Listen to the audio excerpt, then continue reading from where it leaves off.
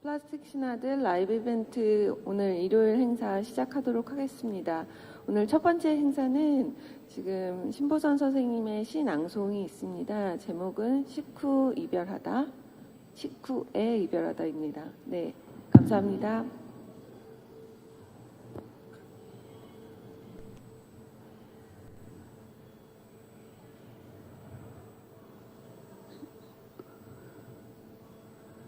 예, 안녕하세요. 저는 시 쓰고 사회학을 공부하는 신보선이라고 합니다. 오늘 제가 시 낭독을 해달라는 그런 요청을 받았는데 그 주제가 밥이라고 하더라고요.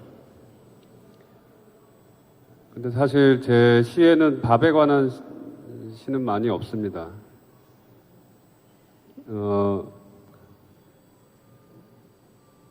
그런데 이제 밥에 관한 생각, 또 상상력, 이런 것은 사실 뭐 제가 아니더라도 많은 사람들이, 많은 예술가들이, 많은 작가들이 펼쳐왔던 것 같아요. 그래서 밥에 대해서 이제 잠깐 밥은 무엇일까? 그리고 밥을 어떤 예술적 표현 혹은 상상력으로 그것을 담아내고 그것을 드러내고 이런 것은 뭘까? 뭐 이런 생각을 했습니다. 그러다가 이제 최근에 제가 썼던 글이기도 하고요. 그 다음에 제가 이제 방문했던 이제 공간에 대한 이야기이기도 한데, 예, 그 이야기부터 좀 시작을 하겠습니다. 좀 두서없이 이야기를 하고, 시를 읽고, 글을 읽고, 또 이야기를 드리고, 이런 식으로 한번 해보겠습니다. 여기 보시는 사진은 제가 한 1년 전에 방문했던 공간이고요. 철원의 한 마을에서 발견한 그런 공간입니다. 저뿐만이 아니라 다른 작가들, 예술가들이 함께 했었고요. 그 마을을 이제 돌아다니다가 이곳을 찾았습니다. 버려진, 그 쓸모가 다한, 그리고 방치된, 그래서 무너지고 거의 폐허가 되어 가고 있던 그런 곳입니다. 또 다른 사진도 하나 있는데 한번 보여주시겠어요?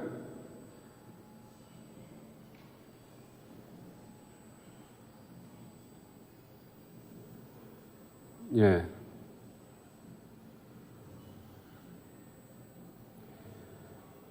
이곳은 방앗간이었습니다. 예.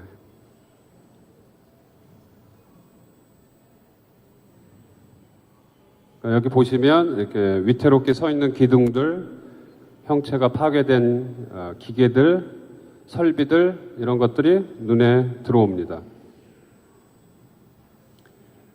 그때 저희를 안내했던 한 주민이 이곳은 원래 있던 동네 방앗간인데 버려지고 또 방치됐고 그 다음에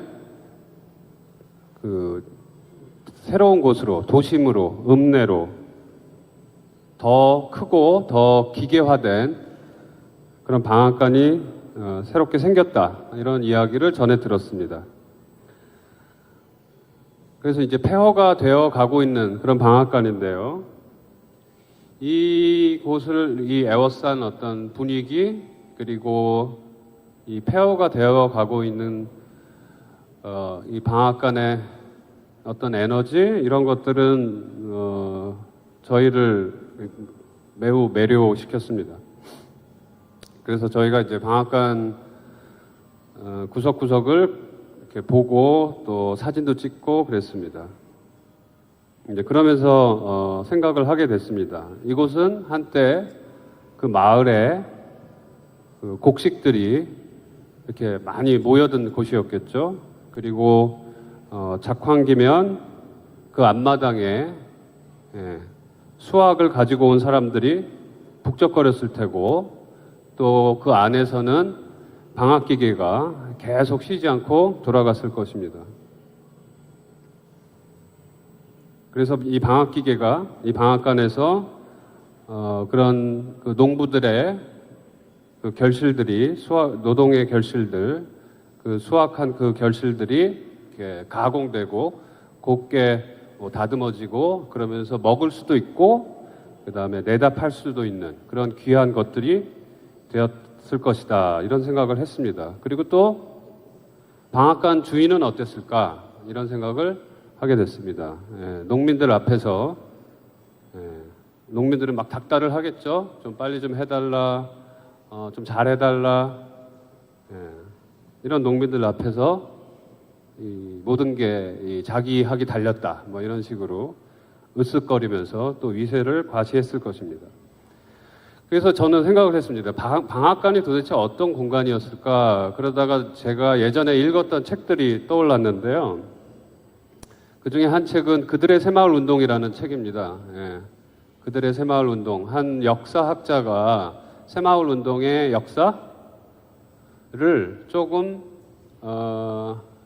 좀 미시적으로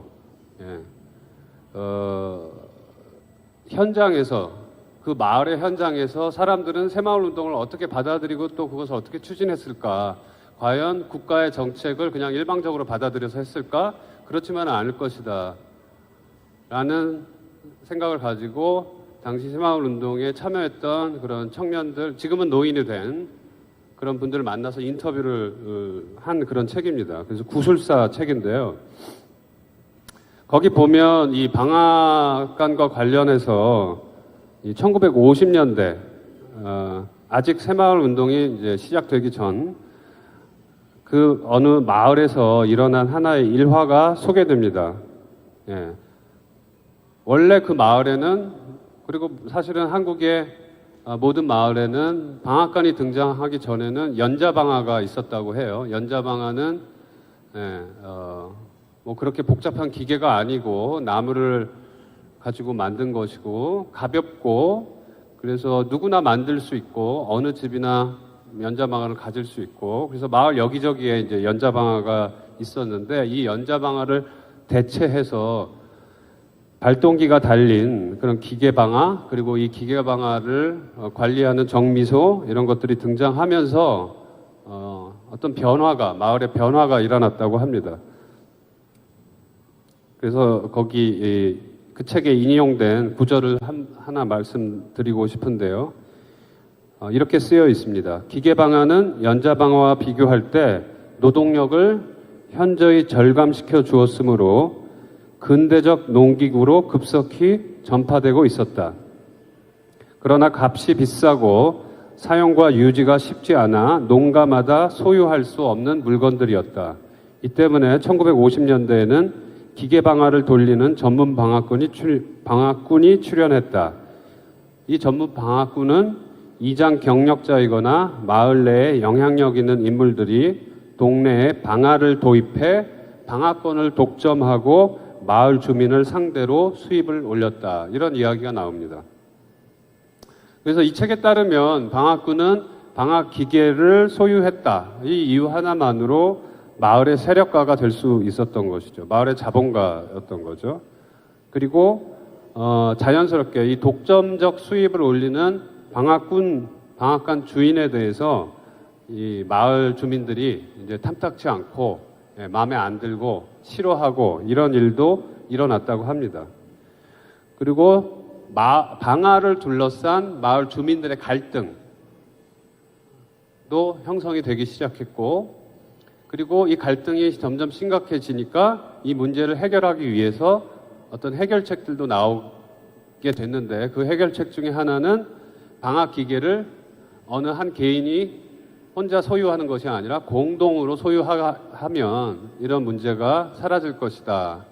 그리고 또 정미조합 이런 것도 만들어지기 시작했다고 합니다.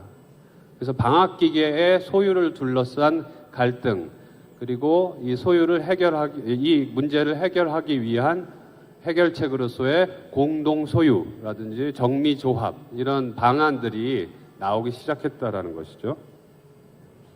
그만큼 방앗간이 마을에서 매우 중요한 그런 핵심적인 공간이었다라는 거죠. 그러면 다른 나라의 경우, 예를 들어서 서구의 경우는 어떠했을까? 또 이런 궁금증이 들었는데 또 마침 제가 읽었던 책 중에 방앗간에 대한 일화가 소개가 됩니다. 제가 읽었던 책은 치즈와 구더기라는 책인데요. 카를로 진즈부르그라는 역사학자의 책입니다. 이 책은 어떤 책이냐면 종교개혁 시기에 어떤 방앗간 주인이 갑자기 마을 주민들에게 그리고 세상에 이상한 이론을, 신학을 이야기하기 시작해요. 이 신학의 요체는 뭐냐면 우주는 치즈고 그 다음에 그 치즈 안에서 사람과 하느님과 천사가 구더기처럼 만들어졌다. 이런 이상한 신학 이론입니다.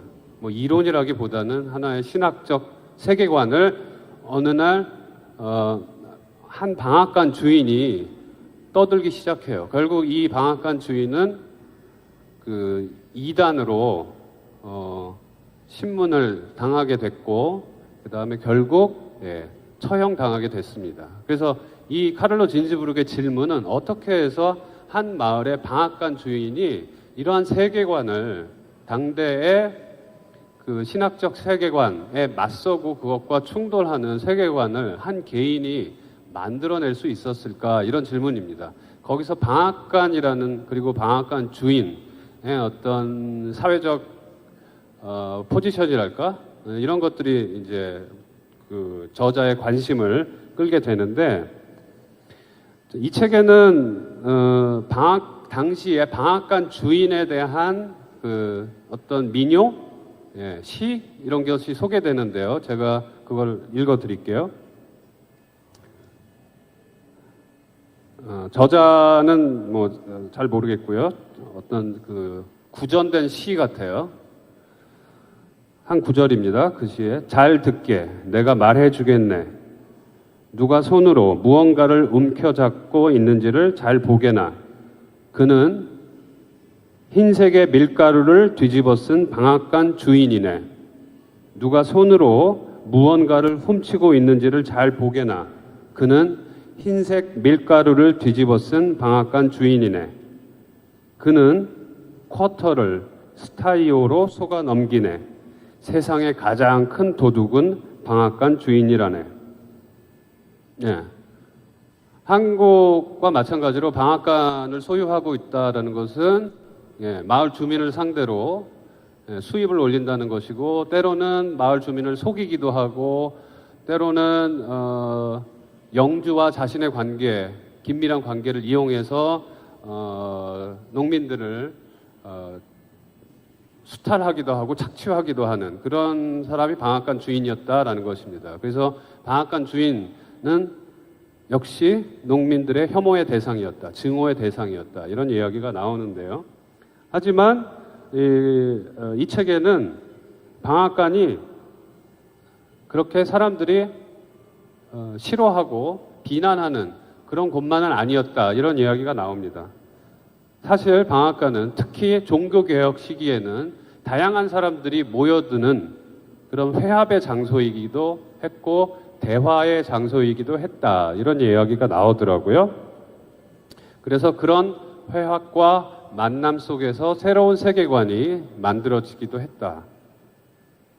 특히 방앗간 주인은 마을에 속하면서도 또 그 사람의 직업, 그 사람의 어떤 사회적 그 위치, 이런 것 때문에 마을에 속하면서 마을에서 분리된 그런 독특한 사회적 지위를 가지고 있었고, 그런 이유로 이런 새로운 세계관, 이상한 세계관을 그런 만남 속에서, 이야기 속에서 만들어낼 수 있었다.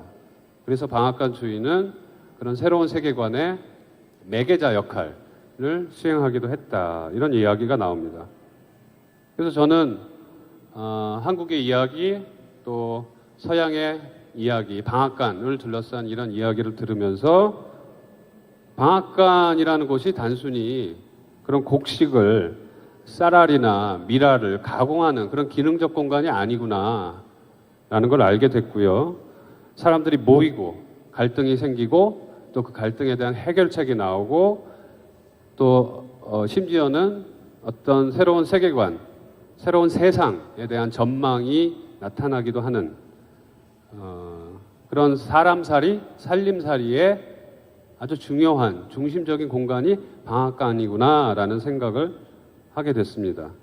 그래서 방앗간은 자본의 공간이기도 하고 또 공론장이기도 한 그런 독특한 곳이었다라는 것이죠.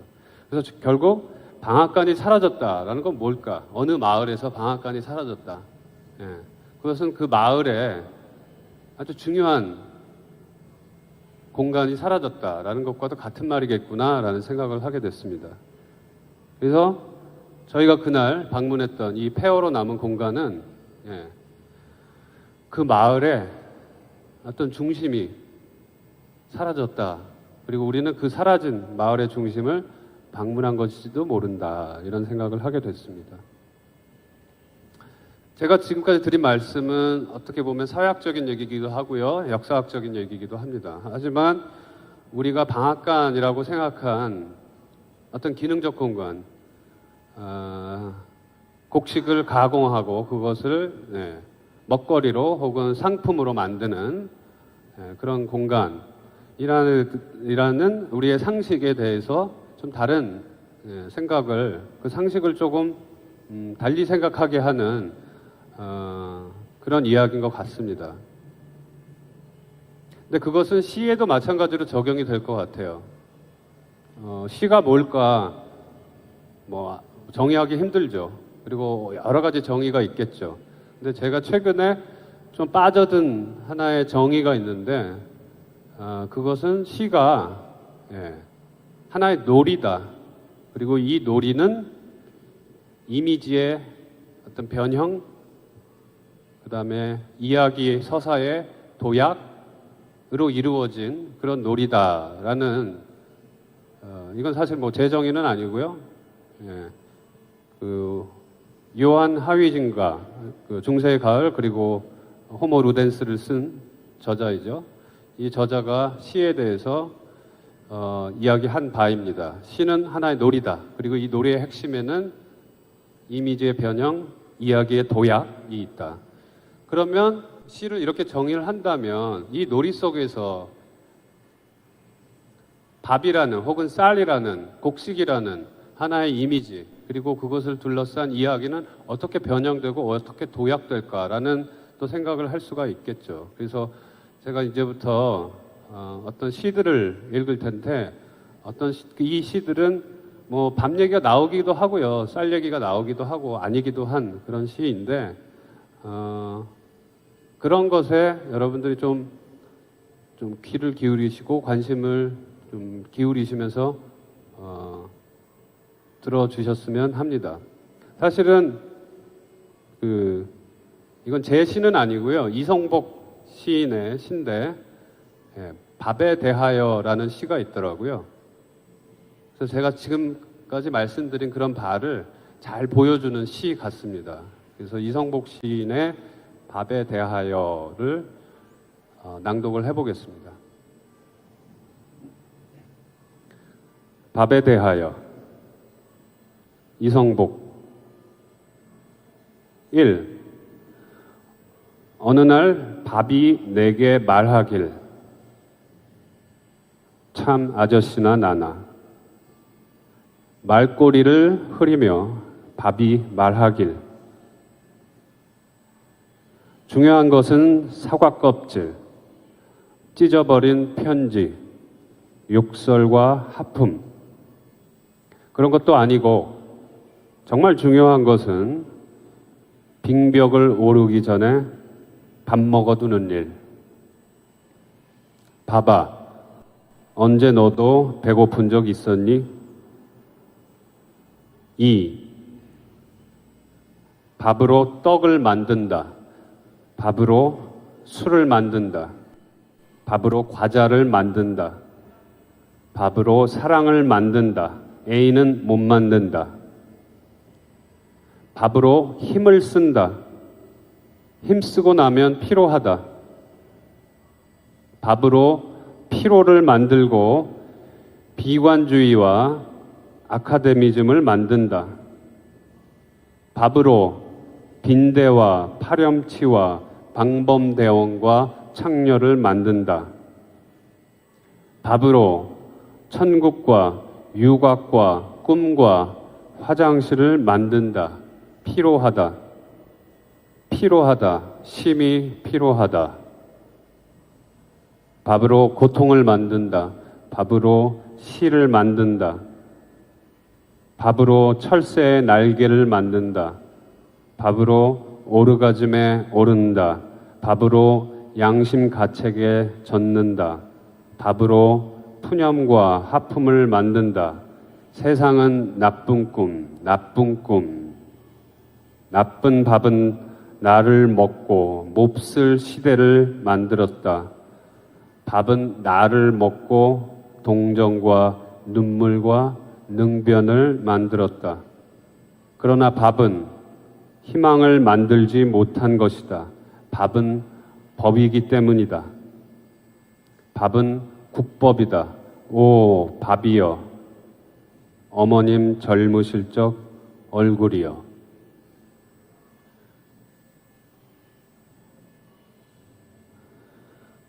예, 이성복 시인의 밥에 대하여를 읽으면서 이 밥이라고 하는 것이 그냥 먹는 밥,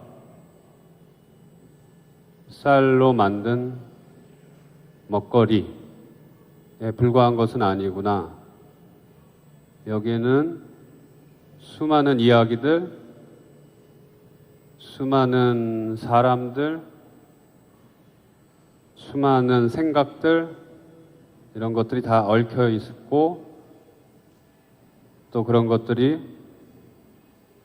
하나의 세계를 만들 수 있구나, 이런 생각을 하게 됐습니다.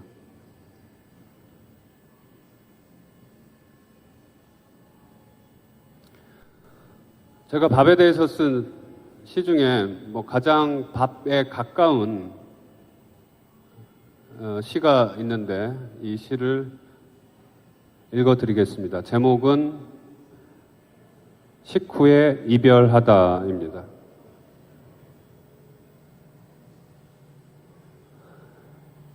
식후에 이별하다. 하나의 이야기를 마무리했으니 이제 이별이다. 그대여. 고요한 풍경이 싫어졌다. 아무리 휘저어도 끝내 제자리로 돌아오는 이를테면 수저 자국이 서서히 사라지는 흰죽 같은 것, 그런 것들은 도무지 재미가 없다. 거리는 식당 메뉴가 펼쳐졌다 접히듯 간결하게 낮밤을 바꾼다. 나는 저기 번져오는 어둠 속으로 사라질 테니 그대는 남아있는 화남 쪽으로 등 돌리고 10가지 세라. 10가지 세고 뒤돌아보면 나를 집어삼킨 어둠의 잇몸, 그대 유순한 광대뼈에 물컹 만져지리라. 착한 그대여. 내가 그대 심장을 정확히 겨누어 쏜 총알을 잘 익은 밥알로 잘도 받아먹는 그대여. 선한 천성의 소리가 있다면 그것은 이를테면 내가 죽 한 그릇 뚝딱 비울 때까지 나를 바라보며 그대가 속으로 천천히 10가지 세는 소리. 잘 안 들려도 잘 들리는 소리. 기어이 들리고야 마는 소리. 단단한 이마를 뚫고 맘속에 독한 죽을 휘젓는 소리. 사랑이란 그런 것이다. 먹다만 흰죽이 밥이 되고 밥은 도로 쌀이 되어 하루하루가 풍년인데 1년 내내 허기 가시지 않는 이상한 나라의 이상한 기근 같은 것이다. 우리의 오랜 귀담은 이제 여기서 끝이 난다. 착한 그대여, 착한 그대여. 아직도 그쪽의 풍경은 환한가? 열을 셀 때까지 기어이 환한가? 천만 억을 세워도 나의 폐허는 빛나지 않는데 그 질퍽한 어둠의 죽을 개워낼 줄 모르는데.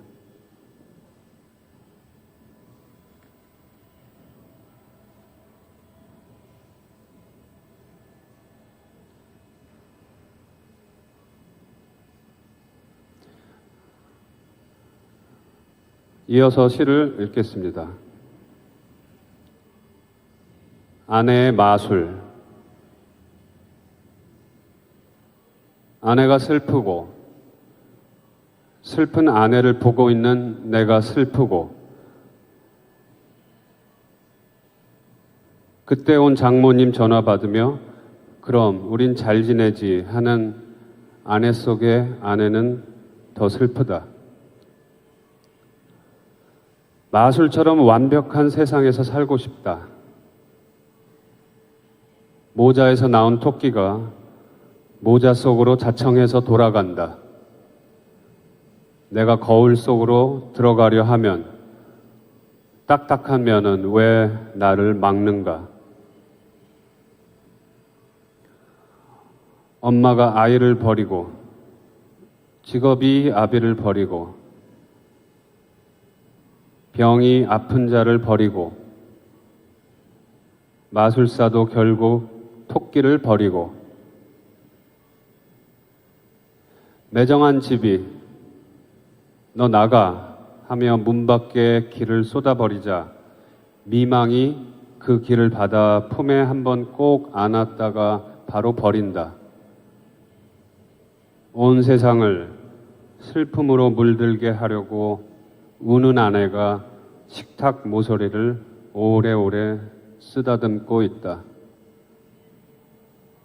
처음 보는 신기한 마술이다.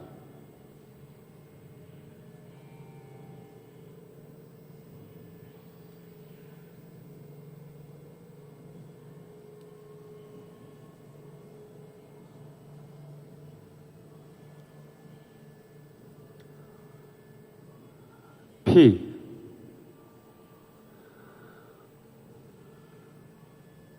오늘날 피를 제외하고는 따스함이 없다. 피를 제외하고는 불금도 없다. 피가 그저 의미 없는 물이라고 말하지 마라. 마지막 절규가 터지기 전까지 피는 이 세계의 유일한 장미를 손에서 놓지 마라. 예전에 우리는 노래를 함께 불렀다. 여전히 같은 가사와 같은 선율의 노래. 이제 그 노래는 달라졌다. 그 노래를 가장 잘 불렀던 이들은 모두 죽었다. 그러나 노래를 멈추지 마라. 지금까지 손이 나와 동행했다. 어두운 골목에서 나를 이끌고 다리 난간에서 나를 버텨주었던 손. 나는 손을 신뢰했다. 사랑하는 이의 입에 밥을 떠먹였기에 내 몸 중에 가장 자주 피를 흘렸기에 장미를 손에서 놓지 마라. 노래를 멈추지 마라. 갓 지은 밥에서 피냄새가 나는지 맡아봐라. 저 멀리서 희미한 불빛 하나가 나를 지켜보고 있다. 태양이 아닌 것, 그러나 태양이라고 믿는 것, 그쪽을 향해 걸어가라. 마음의 번민이란 서로 반대인 것들이 뒤섞인 핏물, 이를테면 일어서는 것과 쓰러지는 것이 뒤섞인 장미, 노래, 밥, 피 묻은 네 손, 나의 태양. 삶은 피의 무게로 저울질 될 것이다. 계속해서 걸어가라. 번민하며 번민을 버리며.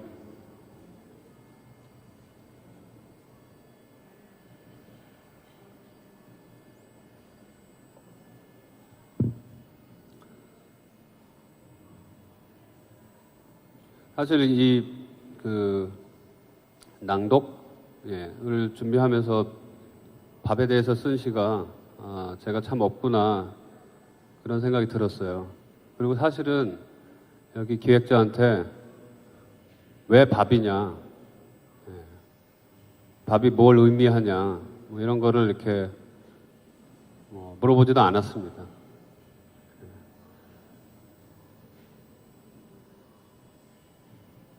제가 쓴 시에 나오는 밥, 또 다른 시인들이 이야기한 밥, 그리고 다른 학자들이 이야기한 밥,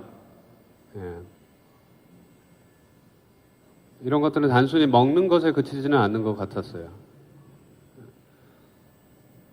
사실 밥하면 떠올리는 밥은 사실 먹는 거잖아요. 어쨌든 먹는 거잖아요.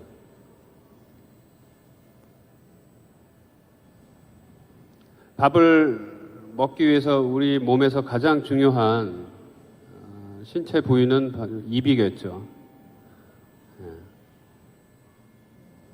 그래서 입도 생각해 보니까 입의 기능도 여러 가지가 있는 것 같아요.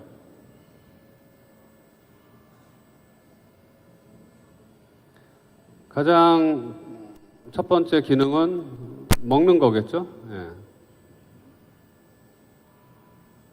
근데 또 다른 기능은 뭘까요? 입의 가장 중요한 또 다른 기능은 말하는 것이겠죠. 그래서 어떤 학자들은 입을 먹는 입과 말하는 입 두 가지로 분리해서 이야기를 하더라고요.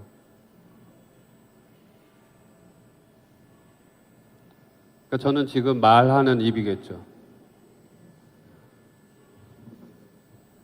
근데 제가 어렸을 때 저희 어머님이나 뭐 아버님이 저한테 이야기 이렇게 야단쳤던 게 뭐냐면 밥 먹을 때 말하지 말아야 했거든요. 밥 먹을 땐 밥만 먹어라. 그리고 만약 제가 여러분들한테 지금 말하고 있는데 여기 밥 갖다 놓고 막 먹으면서 말하면 어떨 것 같아요? 뭔가 저 사람 왜 저러지? 관계에 대한 예의가 없네.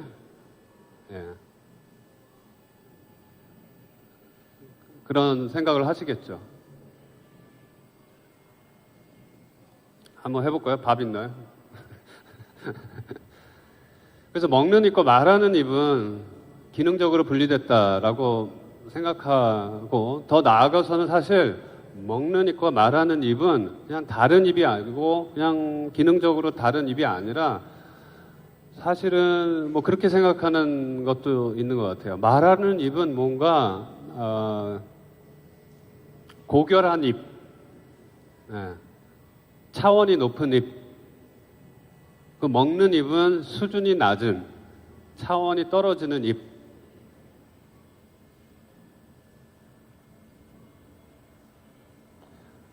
그리고 이것은 나아가서 우리가 사람을 분류하는데도 적용이 될 수 있을 것 같아요.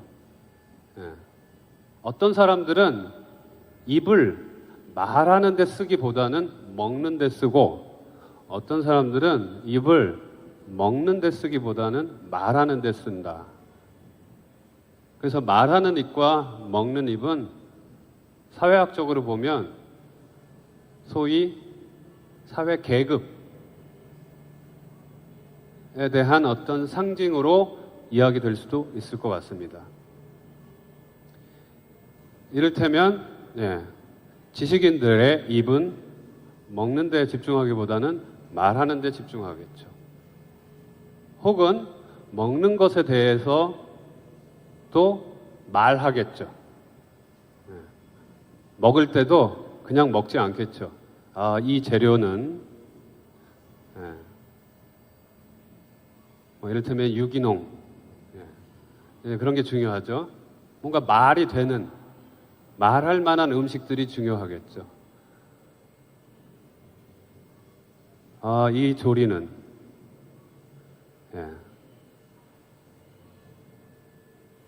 그래서 먹을 때도 사실은 중요한 것은 말이 중요한 거죠. 그런데 어떤 사람들은 그저 먹는 것에 집중하는, 그리고 배를 채우는 것에 집중하는 그런 사람들, 그런 계급에 속한 사람들이 있다라고 우리는 생각하죠. 이게 제가 배운, 사회학에서 배운 사회 계급론입니다. 사회학의 계급론에서는 이렇게 얘기합니다. 노동자와 농민들에게 돈을 주고 프랑스 식당에 가라, 이탈리아 식당에 가라. 그러면 가겠냐? 안 간다라는 거죠. 그럼 어디에 가느냐? 고깃집에 간다. 고기가 몸에 좋은 것이고 노동력을 만들어주는 그런 음식들이니까. 그래서 노동자들은 절대로 프랑스 식당, 이탈리아 식당, 이런 트렌디한 식당에는 안 간다. 아무리 돈을 많이 줘도 고기를 차라리 많이 시켜서 많이 먹는 것이 좋다라고 생각한다라는 거죠. 그래서 먹는 입과 말하는 입은 이렇게 계급적으로 구별이 되고, 또 거기에는 구별뿐만이 아니라 소위 사회적인 위신, 우리가 사람들에 대해서 생각하는 어떤 바 혹은 존중, 권위 이런 것과도 연결이 된다라고 저는 배웠습니다. 그래서 이 먹는 입과 말하는 입의 구별에 대해서 저는 처음에는 맞다라고 생각하다가 조금씩 세상을 살고 사람들을 만나면서 생각을 달리하게 됐어요.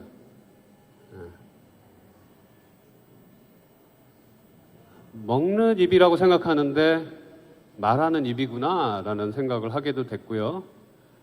말하는 입이라고 생각하는데 사실은 먹는 입이구나라는 생각도 하게 됐습니다. 그래서 이제부터 읽어드릴 시는 그런 먹는 입과 말하는 입이 구별이 좀 의미가 없는 혹은 전복되는 그런 모습을 담은 그런 시들이라고 저는 생각합니다. 그리고 이 시들이 좀 길어서요. 좀 인내를 갖고 들어주시기 바랍니다.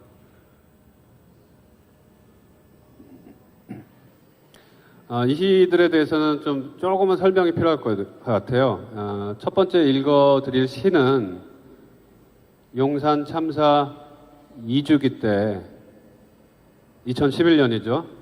2주기 때 서울역에서 그 유가족들과 또 시민들이 함께 2주기를 진행을 했습니다. 그때 제가 읽었던, 사람들 앞에서 서울역 광장에서 읽었던 시입니다.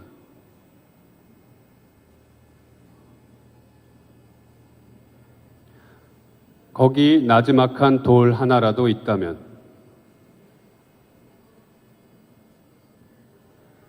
지금 그곳엔 아무것도 없네. 원래 아무것도 없었다는 듯이 아무것도 없네.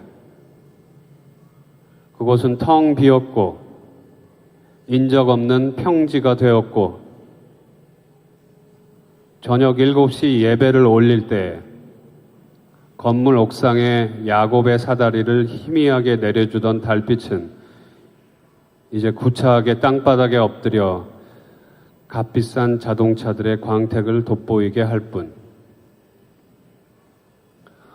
오늘 그곳에 아무것도 없음이 우리를 경악하게 하네.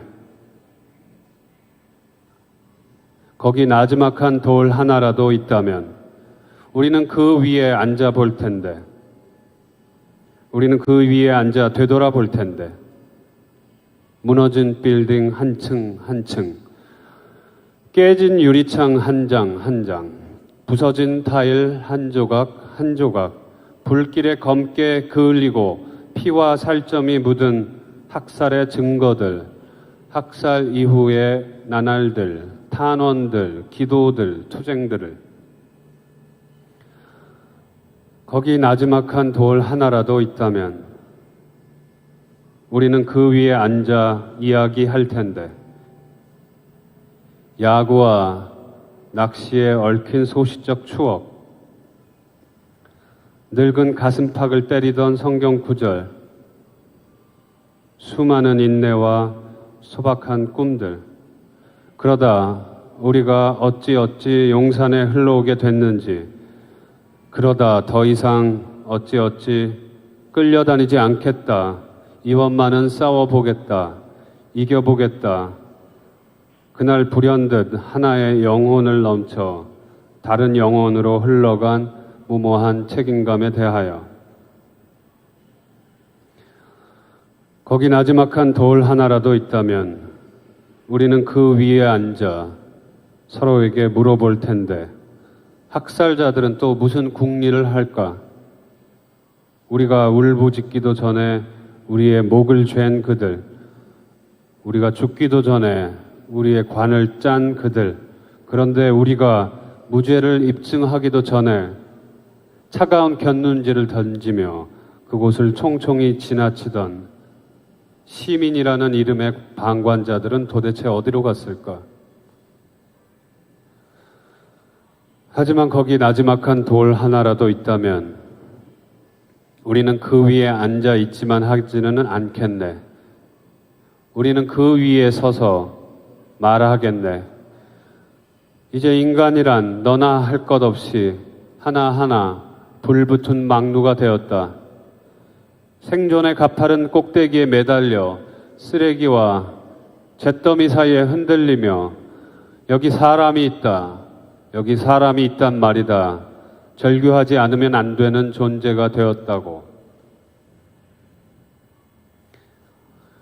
거기 나지막한 돌 하나라도 있다면 우리는 그 위에 서서 머리를 맞대고 따져볼 텐데, 불운을 향해 녹슨 철사처럼 구부러지는 운명, 불행을 향해 작은 자갈처럼 굴러가는 인생, 모든 것의 원인과 뿌리를 골몰할 텐데, 그러다 도저히 답을 찾을 수 없을 테 무식한 우리는 외치겠지. 어쨌든 이대로 이렇게 살 수만은 없지 않은가. 선량한 우리는 호소하겠지. 원치 않은 증오심을 갖는다는 건 얼마나 고통스러운가. 거기 나지막한 돌 하나라도 있다면 우리는 최선을 다해 최대한 많은 영혼을 그 위로 데리고 올 텐데, 언제나 배고팠던 입, 먹기에 급급했던 입, 그 남루한 입술들이 층층이 쌓여 높디 높은 메아리의 첨탑을 일으켜 세우면 말 못하고 외면했던 진실을, 목구멍에서 소용돌이치며 솟구치는 진실을 우리는 말하기 시작하리. 그리하여 거기 나지막한 돌 위에 선다면 오로지 희망에 대해서만 말하기로, 산자와 죽은 자, 기쁜 자와 슬픈 자, 선한 자와 악한 자, 모두 다 똑같은 결심을 하게 되리.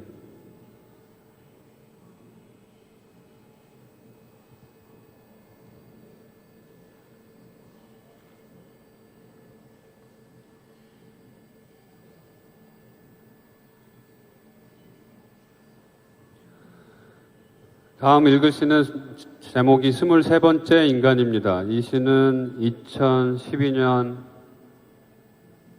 5월 쌍용 자동차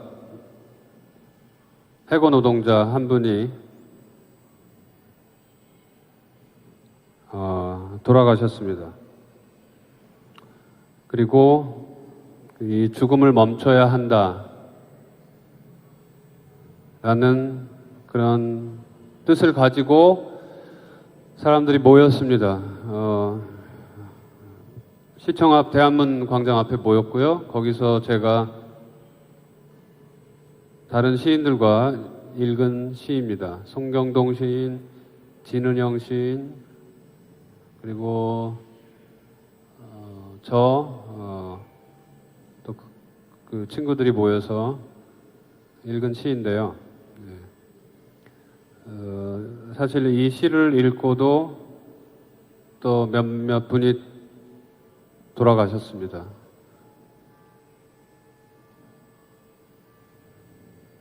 이 쌍용 자동차 정리해고 문제는 아직도 해결이 안 됐고 지금 사측과 노조가 협의를 이어가고 있습니다.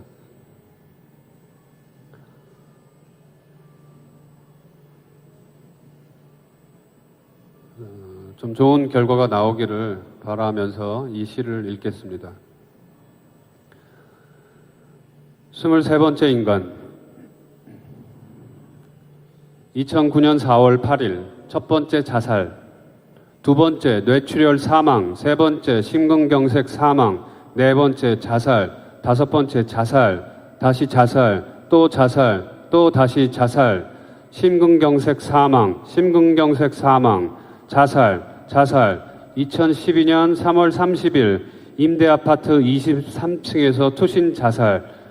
꽃망을 맺히던 어느 봄날 22번째 죽음이었습니다. 22번째 인간이여, 첫 번째 인간의 동지여, 두 번째 인간의 동생이여, 세 번째 인간의 친구여, 미안하오, 용서해다오, 제발 떠나지 마, 당신 없이 어떻게 살아요. 하소연하고 애원했지만 22번째 인간은 첫 번째 인간이 그랬던 것처럼 이 잿빛 삶을 떠나 검은색의 죽음 속으로 영원히 사라져갔습니다. 어찌된 일입니까? 도대체 어찌된 일인지 누가 말해줄 수 있나요? 22명의 인간이 절망을 견디다 못해 죽었어요. 아니, 잘 모르겠어요. 조금 더 자세히 설명해 주세요. 22명의 인간이 삶과 죽음의 기로에서 살고 싶어. 너무 살고 싶은데, 하지만 삶은 왜 이리 잿빛인지. 이건 삶이 아니야. 나는 이미 죽었는지도 몰라. 그래, 이미 죽은 거야. 흐느끼며 중얼거리며 눈을 질끈 감고 감았다 뜨고 다시 눈을 감고 다시는 뜨지 않고 영원히 검은색의 죽음 속으로 돌이킬 수 없는 한 발을 내디뎠어요. 아니, 아직도 잘 모르겠어요. 그 누가 22번째 죽음의 온전한 의미를 말해줄 수 있나요?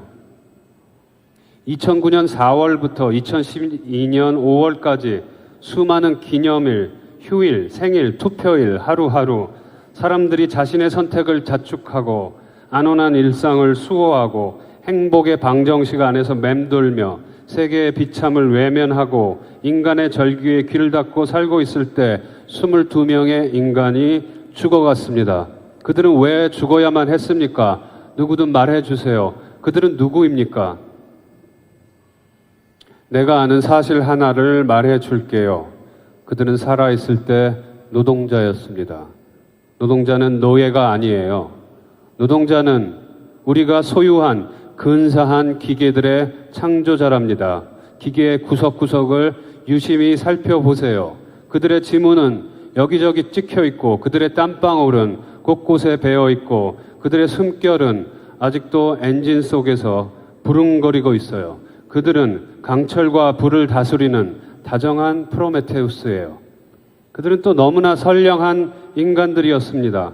밥은 반드시 나눠 먹는 것이라 여겼고 술잔은 언제나 건네는 것이라 여겼고 동료의 어깨에 자신의 어깨를 기대면 그 사이에서 노래와 춤이 분수처럼 솟구쳤지요.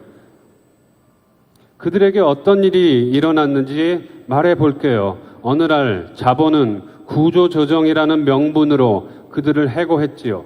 그들은 싸웠습니다. 동지와 가족과 친구들과 함께 살겠다고, 생존권을 지키겠다고 싸웠습니다. 그들은 너무나 소박한 것을 위해 싸웠지만 저들은 그들의 모든 것을 빼앗고 파괴했습니다. 그들의 몸을 짓밟고 영혼을 유린했습니다. 그들은 몸부림치며 외쳤습니다. 해고는 살인이다. 해고는 살인이란 말이다. 그들은 싸우고 또 싸우면서 몸과 영혼이 소진됐고 삶은 잿빛으로 황폐하게 물들었고 하나 둘씩 차례차례 검은색의 죽음 속으로 영원히 빨려 들어갔습니다. 우리는 무엇을 해야 할까요? 죽음을 멈추고 삶을 시작하기 위해 잿빛을 초록색으로 향하게 하고 검은색을 푸른색으로 되돌리기 위해 무엇을 해야 할까요?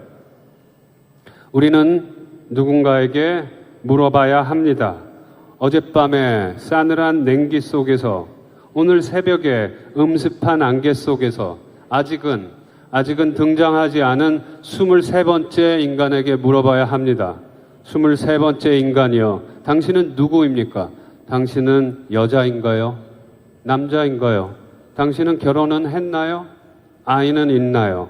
당신은 여전히 해고자인가요? 아직도 투쟁 중인가요? 당신은 혼자인가요? 아니면 혼자가 아닌가요? 당신은 또 다른 헌화와 조문을 기대하나요? 당신은 경찰과 용역과 싸우지 않으면 향불 하나 밝힐 수 없는 이 삭막한 거리의 장례식을 끝낼 수 있나요? 당신은 살 준비가 돼 있나요? 아니면 죽을 준비가 돼 있나요? 23번째 인간이요. 우리는 당신이 등장하길 원하지 않습니다. 당신은 등장하자마자 사망자 명단에 이름을 올릴 테니까요. 23번째 인간이요. 아닙니다. 우리는 당신이 등장하길 원합니다. 등장하자마자 권력과 자본의 눈앞에서 사망자 명단을 불태우길 원합니다. 당신은 22번째 죽음 앞에서 호소합니다.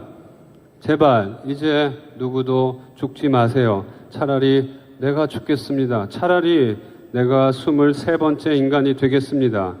그때 누군가 당신의 손을 잡고 말합니다. 아닙니다, 동지. 아닙니다, 형.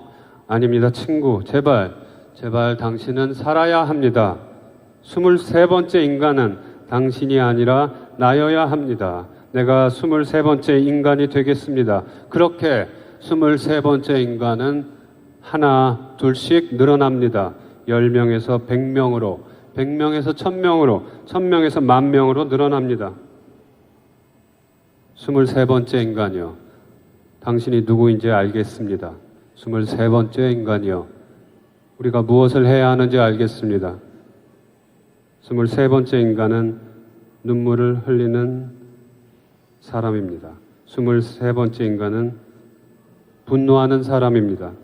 23번째 인간은 권력의 폭력을 온몸으로 막는 사람입니다. 23번째 인간은 자본의 횡포에 온몸으로 맞서는 사람입니다. 23번째 인간은 23번째 죽음을 멈추는 사람입니다. 노동자와의 연대입니다. 인간에 대한 사랑입니다.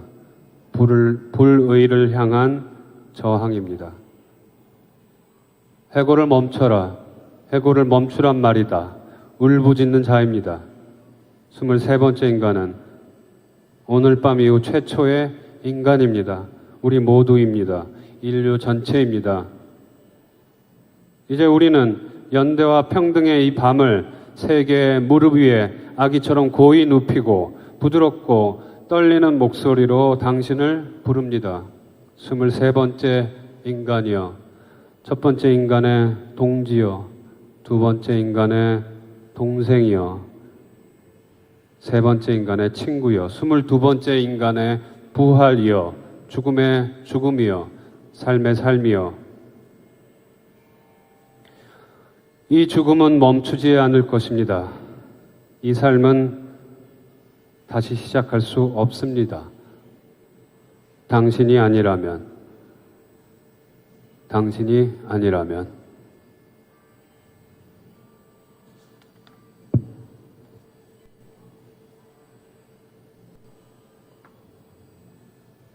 네, 오늘 낭독을 여기서 마치겠습니다. 감사합니다.